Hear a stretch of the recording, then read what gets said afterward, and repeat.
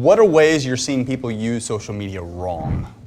One of the biggest ones I see is convoluting whatever platform they're doing with too many distracting, opposing strategies or thoughts. Like if you go to YouTube and your channel is like, hey, join my network marketing business, use my mortgage company. Oh, by the way, I'm a real estate agent, also an investor. You want to join my other network marketing company? Oh, here's a picture of my family. You're going to kill your channel. You need to be specialized now because there's so many people getting on these platforms. You can't just have a wide-ranging topic channel. You have to kind of niche and dial in. So the most successful channels going forward are going to be some channel that's specifically on something specific that your audience can build around. So for like the investment community, just wholesaling, just owner financing, just flipping. But when I started my channel, there wasn't a lot of people doing this. So I could do wide-ranging topics, financing, rentals, working with contractors, marketing, things like that. But the most successful channels now are going to have a defined, at least that I'm seeing, some type of defined topic, or at least within the same industry. But if you're, convoluting all these different things that you do, you're confusing people. It's like, say, like your favorite TV channel or favorite TV show or whatever series on Netflix or whatever it is about football, and you show up one week is about football, next week is about baseball, and you're like, I came here to watch football, but he's giving me baseball.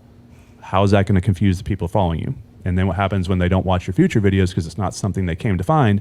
You're going to have a lower returning viewer rate, which is going to trigger the algorithm to stop promoting your future videos. And so stay consistent with what you're doing because too many people are trying to just go too wide, I think, is what I see a lot of people making mistakes right now. Yeah. Well, and for me, a lot of the people that I'm coaching and consulting are all service-based business owners. You're a real estate agent. You are a wholesaler. You're a lender. Whatever it is that you're trying to provide, and you're using social media to market your service. And so I tell all of my clients, I'm like, when you decided to generate revenue in sales or in your business as an entrepreneur, solopreneur, you threw the hat away of using social media as a consumer. You don't get that luxury anymore.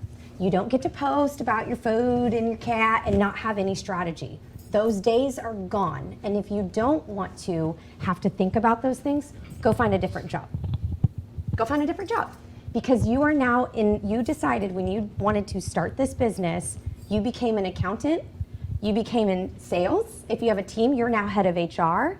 You are a CPA, you are in marketing, and you are in sales, and you took on that role in all of those hats, of course, until you outgrow those, and you start, of course, hiring people to do all of those things. So if you think about that, and you are now posting as a business owner, and you have strategy and plan and purpose, you have to understand that when you're posting on social media, that is in the brand awareness phase of your sales funnel, all the way down to creating income. And when you're posting in that brand awareness phase, all you're doing is providing value, showcasing your credibility, and showcasing that you're an expert in your niche of whatever it is, so that you can remind people that you exist. That's all that it is, to start conversations, to get people to start looking at you, pique curiosity, spark interest, and be curious about what you're sharing in a way that's attracting people to start looking at you and following you and listening to you. Social media is not the time to say, buy from me, use me as your realtor, I'm an investor, blah, blah, blah. Now is not the time to do that. You'll get there. It's kind of like, I always use dating as an analogy. You don't get on dating apps and match with somebody and say, will you marry me? You don't do that, right? You work your way to that. For those of you that have. No, stop doing that. The lesson of dating will be after this. No, I'm kidding. You don't do that. You don't go right in for the kill. And social media, right? Social media is not meant to go right in for the kill. Don't do that. Now's the time to share a little bit more about who you are and why you're an expert in the niche and service that you provide. Yeah, you completely answered the next question, which I was really going to sum up too, is the brand. Ultimately, everything is value. You must give value. Gary Vee, jab, jab, jab, right hook, meaning give, ask. And the way you can give isn't necessarily, hey, I'm a realtor, I'm going to be here, and if you'd like to talk to me. I mean, that's not right. But it could be a Facebook Live or whatever. Hey everyone, there's this new coffee shop. I don't know if I'm over here in Bridgeland. They're like, I don't know if you checked out. There's this new coffee shop called Blackstone Coffee or whatever. I just met the owner. I'd like to introduce you to him. they're from so-and-so, blah, blah, blah. You got to come check this out. This is actually this new strip center. You've got nail salon, blah, blah, blah, blah, blah. This place is just totally blowing up. We got a couple open houses, and I'm actually hosting one at 1 o'clock. But and value. Now people are like, okay, and then stuff like that. Maybe it's a Facebook Live where you're showing comps, like of actual transaction. You may have to be careful on what data you can put publicly, but stuff like that. Tips, tricks, why we do something, what we do, how we do it, how it relates to you. Let me give you the top 3 things to look for here, 3 things to avoid. This is why I do this. This is what it looks like. Let me walk you. I mean, all of those things provide value, and only someone who knows what they're talking about how many realtors we is have? going to share that. Okay, real tactical tip you can use right now that bridges both traditional and social media. So traditional media for realtors. Send out a postcard in your farm. Hey, just sold one of your neighbor's house. Give me a call when you're ready to sell. Sure, I get them all the time. I even call them sometimes. Most of them are bad, but this is the advice that I give to realtors. Instead of send that same postcard, but instead have a QR code.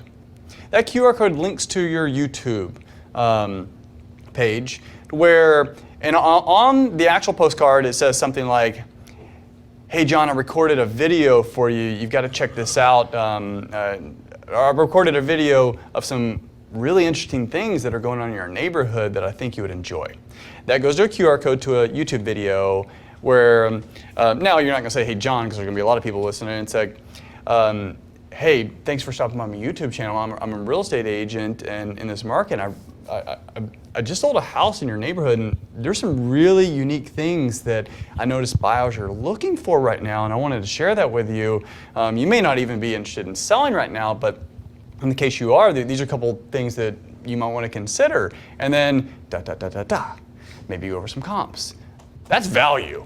And not only have you demonstrated, like, now they get to know you, they know your name, they know your personality, but you've demonstrated expertise. Guaranteed you, no one has ever sent me that postcard. Guarantee if you send that one versus anyone who's sending just the generic one, you win. Lead with value. Yeah, it's very important that what she said a little bit ago. Don't start pitching and trying to sell stuff and making money a day. So patience is a big thing that you need if you're going to go on social media. It's a long-term asset that you're building, kind of like a rental portfolio. So like I built my channel by just giving value. Like I didn't try to sell anything. I didn't try to pitch anything.